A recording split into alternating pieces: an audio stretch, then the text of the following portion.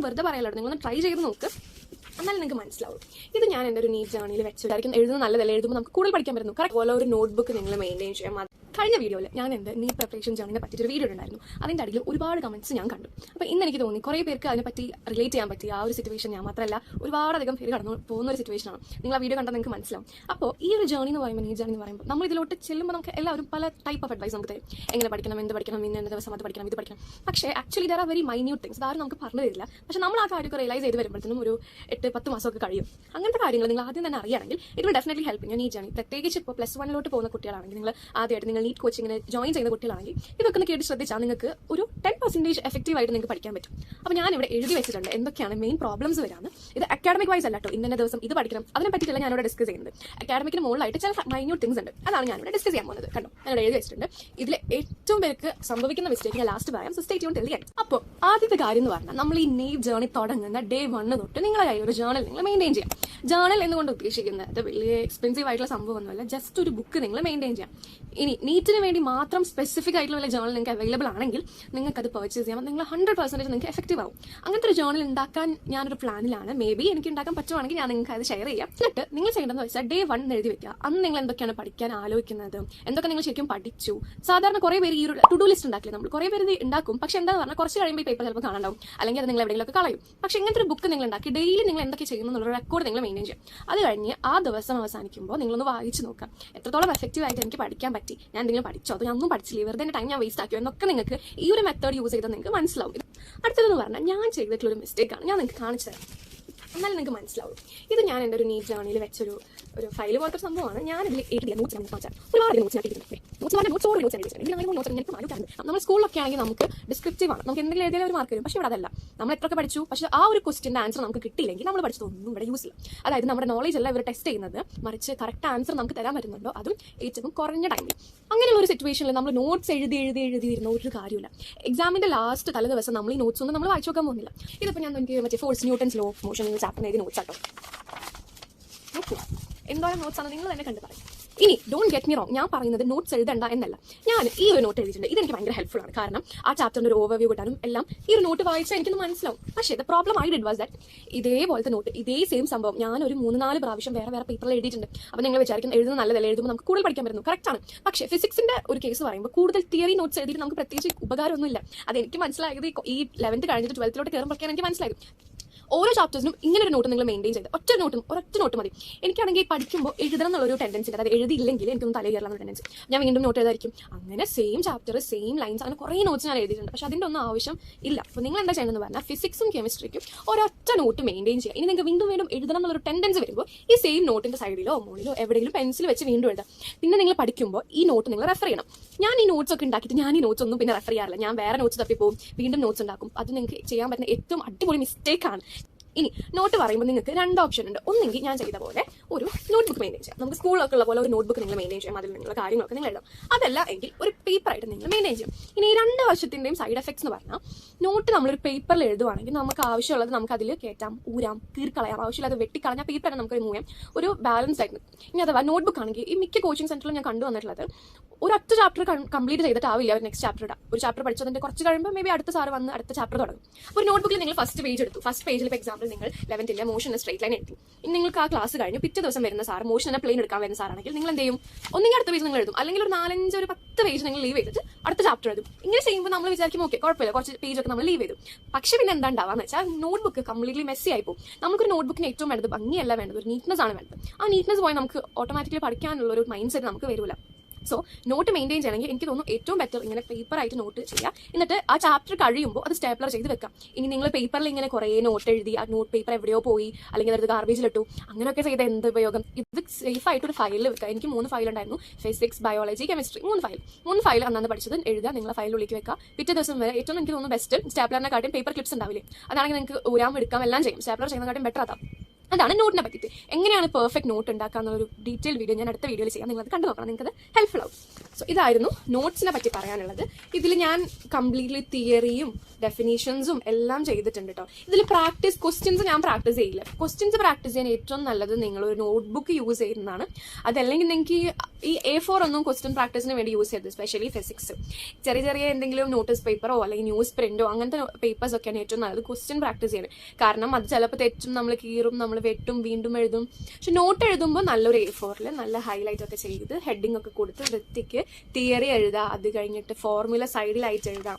എന്തെങ്കിലും ഡയഗ്രാംസ് ഉണ്ടെങ്കിൽ ഡയഗ്രാംസ് നിങ്ങൾ വരച്ച് വെക്കരുത്. ഇതുപോലെ ഡയഗ്രാംസ് ഉണ്ടെങ്കിൽ ഡയഗ്രാംസും നിങ്ങൾ വരച്ച് വെക്കുക. ഇങ്ങനെയൊക്കെ ചെയ്യുമ്പോൾ നിങ്ങൾക്കൊന്ന് പെട്ടെന്ന് ആ ചാപ്റ്റർ വായിക്കണം എന്ന് തോന്നിയാൽ നിങ്ങൾക്ക് ഇതൊന്ന് നോക്കിയാൽ മതി, സംഭവം സിമ്പിളാവും.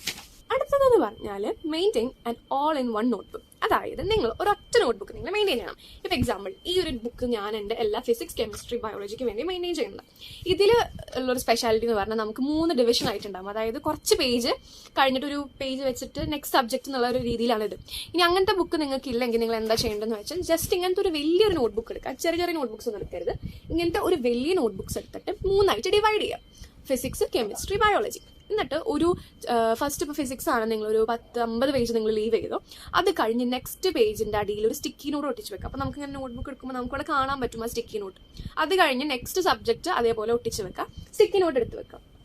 ഇതിൽ നിങ്ങൾ എന്താ ചെയ്യേണ്ടതെന്ന് പറഞ്ഞാൽ ഇതിൽ നിങ്ങൾ തിയറി എഴുതാൻ പാടില്ല, ഇതിൽ നിങ്ങൾ നോട്ട്സ് എഴുതാൻ പാടില്ല. ഇതിൽ നിങ്ങൾ ഫോർമുലാസ് ആണ് നിങ്ങൾ എഴുതേണ്ടത്. അപ്പം നിങ്ങൾ വിചാരിക്കും ബയോളജിയിൽ എന്താ ഫോർമുലാസ്, ബയോളജിയിൽ ഒന്നും ഇല്ലല്ലോ എന്ന്. ഞാൻ പറഞ്ഞുതരാം. ഫോർമുലാസ് ഉദ്ദേശിക്കുന്നത് ഇപ്പോൾ ഫിസിക്സ് ആണെങ്കിൽ ഓരോ ചാപ്റ്ററും നമുക്കറിയാം ഫോർമുലാസ് അത്യാവശ്യത്തിന് ഫോർമുലാസ് ഉണ്ട്. ഫിസിക്സ് നല്ല വൃത്തിക്ക് ഫസ്റ്റ് പേജ് ഫിസിക്സ് എന്ന് പറഞ്ഞ ഫോർമുല എഴുതാം. ഇനി കെമിസ്ട്രിക്ക് ആണെങ്കിൽ കെമിസ്ട്രിക്ക് ഫോർമുലാസ് ഉള്ള ചാപ്റ്റേഴ്സും ഉണ്ട്, അതൊന്നും ഫോർമുലാസ് ഇല്ലാത്ത ചാപ്റ്റേഴ്സ് ഉണ്ട്. അതിൽ നിങ്ങൾ ഓർഗാനിക് റിയാക്ഷൻസ് എഴുതാം, കൺവേർഷൻസ് എഴുതാം, അതൊക്കെ എഴുതി വെക്കാം. ബയോളജിക്ക് നിങ്ങൾ ഏറ്റവും നിങ്ങൾക്ക് മറന്നു പോകുന്നു എന്ന് തോന്നുന്ന കുറച്ച് സ്റ്റേറ്റ്മെന്റില്ലേ. സോ ഈ ഒരു സംഭവം നിങ്ങൾ അത്രയും വൃത്തിയിലും അത്രയും short crisp to the point ആയിട്ട് വേണം നിങ്ങൾ എഴുതാൻ. അപ്പൊ ഇതാവും നമ്മുടെ എക്സാമിന്റെ തലേന്ന് നമ്മൾ വായിക്കേണ്ട ബുക്ക്. കാരണം എക്സാമിന്റെ തലയിൽ ഇങ്ങനത്തെ നോട്ട്സ് ഒക്കെ വായിക്കാതെ നിങ്ങളെ കിളി പോകും. സോ ഡെഫിനറ്റ്ലി ഈ ഒരു സംഭവം വായിച്ചാൽ ഡെഫിനറ്റ്ലി നിങ്ങളത് ഹെൽപ്പ് ചെയ്യും. ഇനി കുറേ പേപ്പറിൽ എഴുതാണ്ടിരിക്കുക. ഞാൻ നേരത്തെ പറഞ്ഞില്ലേ, നോട്ട്സ് ഒരു പരിധിക്ക് നിങ്ങൾ എഴുതാം. ബയോളജിയുടെ കാര്യത്തിൽ നോട്ട്സ് എഴുതണ്ട എന്നാണ് എൻ്റെ ഒരു പേഴ്സണൽ ചോയ്സ്. ഇത് നിങ്ങൾക്ക് ഇതിന് എഗെയിൻസ്റ്റ് ആണെങ്കിൽ ബയോളജിക്ക് നിങ്ങൾ നോട്ട്സ് എഴുതും. കാരണം ബയോളജിയുടെ സബ്ജക്റ്റിൻ്റെ ഒരു പ്രത്യേകത എന്ന് പറഞ്ഞാൽ എല്ലാം നമുക്ക് ഇമ്പോർട്ടൻ്റ് ആണ്. അപ്പോൾ ബയോളജി റിവൈസ് ചെയ്യാൻ നോട്ട് വെച്ച് നമ്മൾ റിവൈസ് ചെയ്യുമ്പോൾ ചിലപ്പോൾ നമ്മൾ ചില പോയിന്റ്സ് നമ്മൾ നോട്ടിൽ എഴുതാൻ മിസ്സാവും. അല്ലെങ്കിൽ നമ്മൾ എഴുതുന്നത് എന്തെങ്കിലുമൊക്കെ തെറ്റുണ്ടെങ്കിൽ നമ്മളെ റാങ്കിനത് ഭയങ്കരമായിട്ട് എഫക്റ്റ് ചെയ്യും. കാരണം ബയോളജിയിലാണ് നമ്മൾ ഏറ്റവും കൂടുതൽ മാർക്ക് സ്കോർ ചെയ്യാൻ ചാൻസ് ഉള്ളതും ബയോളജിയിലാണ് ഏറ്റവും സിമ്പിളായിട്ട് മാർക്ക് ലൂസ് ആവാനും ചാൻസ് ഉള്ളത്. അപ്പോൾ ബയോളജി നിങ്ങൾ റിവൈസ് ചെയ്യുമ്പോൾ ടെക്സ്റ്റ് ബുക്ക് യൂസ് ചെയ്ത് നിങ്ങൾ റിവൈസ് ചെയ്യുക. ബയോളജിക്ക് നോട്ട് ഉണ്ടാക്കുമ്പോൾ മേ ബി ഒരു മൈൻഡ് മാപ്പ് പോലെയോ അല്ലെങ്കിൽ ആ ചാപ്റ്ററിൻ്റെ എക്സാമ്പിൾസ് ഒക്കെ വെച്ചിട്ട് അങ്ങനെ വേണമെങ്കിൽ നിങ്ങൾക്ക് ചെയ്യാം. പക്ഷെ ഡീറ്റെയിൽഡ് ആയിട്ട് ലൈൻ ബൈ ലൈൻ നോട്ട്സ് നിങ്ങൾ ബയോളജിക്ക് എഴുതാണ്ടിരിക്കാം. ഫിസിക്സിനും കെമിസ്ട്രിക്കും നിങ്ങൾക്ക് നോട്ട് ഉണ്ടാക്കണം. ഇനി കെമിസ്ട്രിക്ക് ഇൻഓർഗാനിക് കെമിസ്ട്രിയിൽ അതിലും വേണമെങ്കിൽ നിങ്ങൾക്ക് നോട്ട് എഴുതണമെന്നൊന്നുമില്ല കേട്ടോ. ടെക്സ്റ്റ് ബുക്ക് റെഫർ ചെയ്യാം. അതായത് തിയറി കുറേ ഉള്ളത് ടെക്സ്റ്റ് ബുക്ക് നോക്കി റെഫർ ചെയ്യാം. ഫിസിക്സ് ഒന്നും നമുക്ക് ടെക്സ്റ്റ് ബുക്ക് ഇങ്ങനെ വായിച്ചുകൊണ്ടിരിക്കാൻ പറ്റില്ലല്ലോ. അപ്പോൾ നമ്മൾ നോട്ട്സ് ഉണ്ടാക്കുക. ഇനി എന്നുള്ള പ്രശ്നം എന്ന് പറഞ്ഞാൽ സ്റ്റഡിങ് ഫോർ എക്സാംസ്. ഏതൊരു കോച്ചിങ് സെന്ററിൽ നിങ്ങൾ പോയാലും എല്ലാ വീക്ക്ലിയോ അല്ലെങ്കിൽ എപ്പോഴെങ്കിലൊക്കെ അവർക്ക് എക്സാംസ് ഉണ്ടാവും അല്ലേ. നമ്മൾ എക്സാമിന് വേണ്ടി പഠിക്കരുത്. അതായത് നീറ്റാണ് നമ്മുടെ അൾട്ടിമേറ്റ് ഗോൾ. നമ്മൾ പലപ്പോഴും ആ വീക്ക്ലി എക്സാമിനോ മന്ത്ലി എക്സാമിനോ വേണ്ടിയിട്ടാവും നമ്മൾ പ്രിപ്പയർ ചെയ്യുന്നുണ്ടാവും. ആ എക്സാമിന്റെ ടോപ്പിക്സിനാവും നമ്മൾ കൂടുതൽ പ്രയോറിറ്റി കൊടുക്കുന്നുണ്ടാവും. അപ്പം നമ്മൾ എക്സാമ്പിൾ വിചാരിക്കും നിങ്ങൾക്ക് മൺഡേ ഒരു എക്സാം ഉണ്ട്, 3 ചാപ്റ്റേഴ്സാണ് ആ എക്സാമിനുള്ള സിലബസ്. നമ്മൾ ആ വീക്ക് മൊത്തം ആ ഒരു എക്സാമിന് വേണ്ടിയിട്ടാവും പ്രിപ്പയർ ചെയ്യുന്നത്. അപ്പോൾ ഡെയിലി എടുത്ത് പോകുന്ന ചാപ്റ്റേഴ്സോ ടോപ്പിക്സും നമ്മൾ റിവൈസ് ചെയ്യുന്നുണ്ടാവില്ല. ഇത് നിങ്ങളെ റാങ്ക് നിങ്ങൾ ഭയങ്കരമായിട്ട് നിങ്ങൾക്ക് പ്രോബ്ലം വരുന്നൊരു കാര്യമാണ്. കാരണം അവസാനമൊക്കെ ആകുമ്പോഴാണ് ഈ മോഡൽ എക്സാംസ് ഒക്കെ വരില്ലേ, അപ്പോഴാണ് നിങ്ങൾ ഈ എക്സാം ഓറിയന്റഡ് ആയിട്ട് പഠിക്കേണ്ടത്. കാരണം നമ്മുടെ അൾട്ടിമേറ്റ് ഗോൾ നീറ്റാണ്. എനിക്ക് വന്ന മിസ്റ്റേക്കും അതായിരുന്നു. എക്സാമിന് വേണ്ടി പഠിക്കും, കാരണം എക്സാമിന് വേണ്ടി പഠിച്ച ആ എക്സാം കഴിഞ്ഞാൽ കഴിഞ്ഞു. അപ്പോൾ ബാക്കി ഈ ചാപ്റ്റേഴ്സും ടോപ്പിക്സും ഒക്കെ നമുക്ക് എന്താവും, ബാക്ക്ലോഗ് ആവും. അപ്പോൾ അങ്ങനെ ചെയ്യാണ്ടിരിക്കുക. ഡെയിലി എടുക്കുന്ന ടോപ്പിക്സ് കുറച്ച് അന്ന് തന്നെ പഠിക്കാം. എക്സാം ഓറിയന്റഡ് ആയിട്ട് പഠിക്കരുത് എന്നല്ല, പക്ഷെ അത് മാത്രം ഡിപ്പെൻഡ് ചെയ്യരുത്. ഡെയിലി പഠിക്കുന്ന ടോപ്പിക്സ് നിങ്ങൾ നെഗ്ലക്ട് ചെയ്യാൻ പാടില്ല. ഓക്കെ. ഇനി not prioritising your break time. നമ്മൾ ബ്രേക്ക് ടൈമിലും കുറച്ച് ടൈം നമുക്ക് ബ്രേക്ക് കിട്ടുന്നുണ്ട്. അതിലും കൂടി പഠിച്ചെനിക്ക് എക്സ്ട്രാ ഒരു റാങ്ക് കിട്ടിയാലോ നിങ്ങൾ വിചാരിക്കും.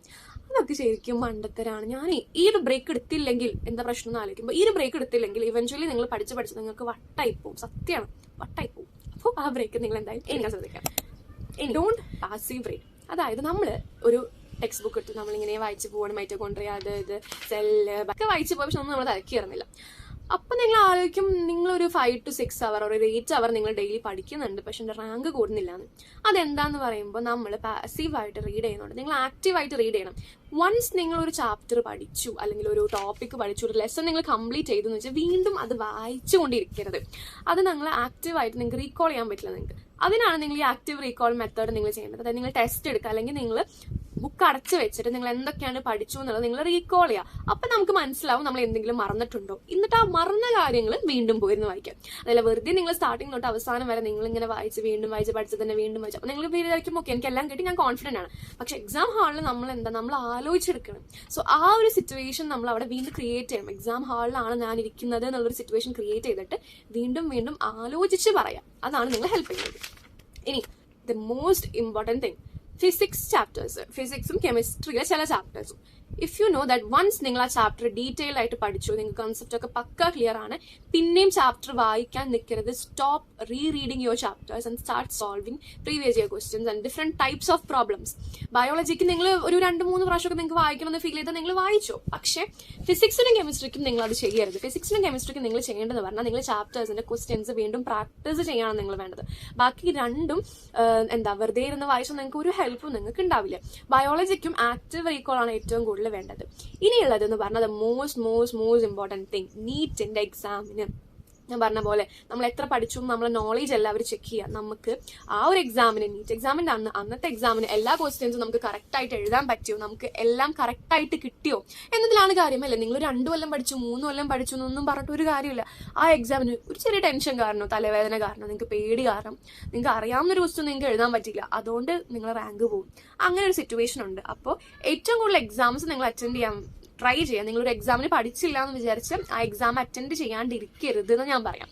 മാക്സിമം നിങ്ങളെ കൊണ്ട് പറ്റാവുന്നത്ര മോക്ക് എക്സാം എഴുതുക. അത് കഴിഞ്ഞ് നിങ്ങൾ ആ എക്സാമിന് നിങ്ങളൊന്ന് അനലൈസ് ചെയ്യണം. നിങ്ങൾക്ക് എവിടെയാണ് മിസ്റ്റേക്സ് വന്നതെന്ന് നിങ്ങൾ അനലൈസ് ചെയ്ത് നിങ്ങളുടെ പ്രോബ്ലം എന്താണ്, ഒരു മിസ്റ്റേക്ക് നോട്ട്ബുക്ക് മെയിൻറ്റെയിൻ ചെയ്യുക. എല്ലാവരും പറയുന്ന ഒരു കാര്യമാണ് മിസ്റ്റേക്ക് നോട്ട്ബുക്ക് മെയിൻറ്റെയിൻ ചെയ്ത് നിങ്ങളുടെ പ്രോബ്ലംസ് എന്താണ് അതിൽ എഴുതാം. എന്നിട്ട് നെക്സ്റ്റ് എക്സാമിന് നിങ്ങൾ പോകുമ്പോൾ ഈ മിസ്റ്റേക്ക് നോട്ട്ബുക്ക് ഒന്ന് വായിക്കുക. എന്നിട്ട് നിങ്ങൾക്ക് മനസ്സിലാക്കും ഓക്കെ ഇന്ന പ്രോബ്ലംസ് ആണ് എൻ്റെ വീക്ക് ഏരിയാസ്, ഇന്നാണ് എൻ്റെ പ്രശ്നം എന്ന് നിങ്ങൾ വീണ്ടും വീണ്ടും പറഞ്ഞ് മനസ്സിലാക്കി എക്സാം എഴുതാൻ പോവുക. അപ്പോൾ ഇതൊക്കെയായിരുന്നു എൻ്റെ മിസ്റ്റേക്സ്, എനിക്ക് ഫീൽ ചെയ്തത്. ഇതൊന്നും നിങ്ങൾക്ക് ആദ്യം ഒന്നും മനസ്സിലാവില്ല, ഇവൻച്വലി നിങ്ങൾക്ക് മനസ്സിലാവും. സോ ആദ്യം തന്നെ ഈ സംഭവങ്ങളൊക്കെ പറ്റി ഐഡിയ ഉണ്ടെങ്കിൽ നിങ്ങൾ ഡെഫിനറ്റ്ലി നിങ്ങൾ ഹെൽപ്പ് ചെയ്യും. That's all about this video. Thank you and by.